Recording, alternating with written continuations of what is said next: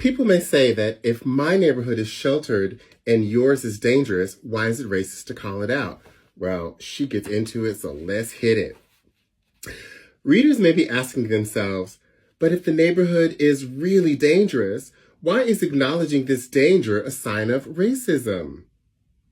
Research and implicit bias has shown that perceptions of criminal activity are influenced by race.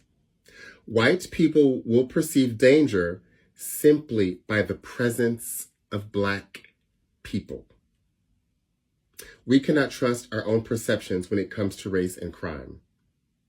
But regardless of whether the neighborhood is actually more or less dangerous than other neighborhoods, what is salient about this exchange is how it functions racially and what that means for the white people engaged in it. For my friend and me, this conversation did not increase our awareness of the danger of some specific neighborhood. We still don't know whether or not that neighborhood is more dangerous or not.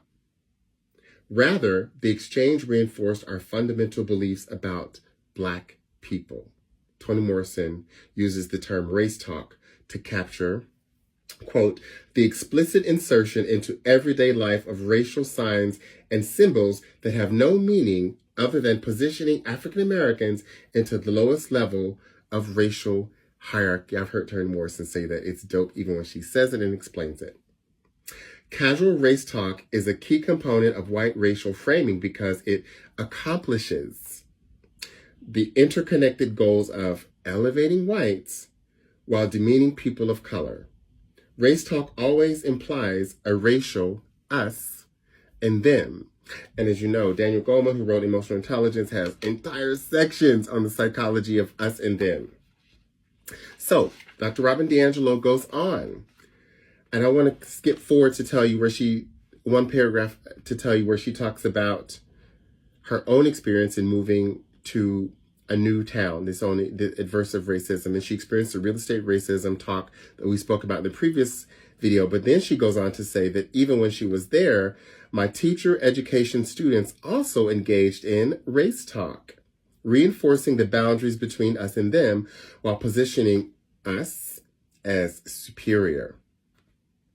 They engaged in race talk when they expressed fear about being placed in dangerous neighborhoods while describing their own hometowns as sheltered.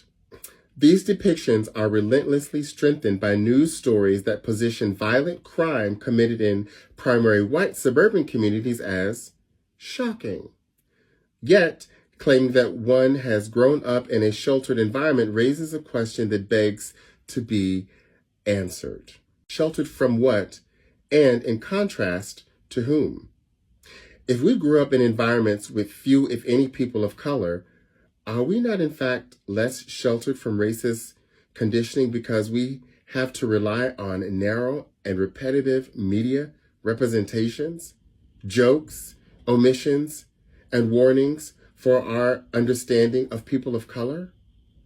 Conversely, positioning white spaces as sheltered and those who are raised in them as racially innocent taps into classic narratives of people of color as not innocent. Racist images and resultant white fears can be found at all levels of society, and myriad of studies demonstrate that whites believe that people of color, and Blacks in particular, are dangerous. Whites rarely consider how sheltered and safe their spaces may be from the perspective of people of color, e.g., Trayvon Martin's experience in a gated white community, because it reverses the actual direction of racial danger. This narrative may be one of the most pernicious. Trayvon Martin was not safe in a sheltered community.